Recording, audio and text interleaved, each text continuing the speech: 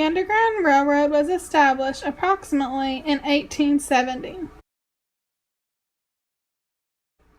The Underground Railroad was a secret network organized by people who helped men, women, and children escape from slavery.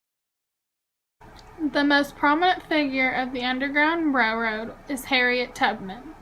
She was a Negro woman who was enslaved but escaped slavery only to go back to the South and help free other slaves through the Underground Railroad. Singing was tradition for slaves in this time. Harriet Tubman and other slaves used songs as a strategy to communicate with slaves on their journey to freedom.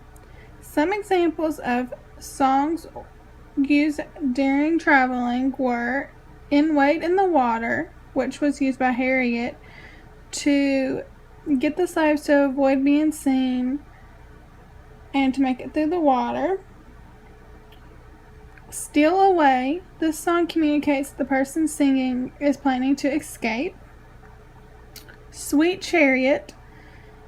If a slave heard this song, he would know he had to be ready to escape. "Follow the Drinking Gourd." This song suggests escaping in the spring as the day gets longer. It also refers to calling each other in April.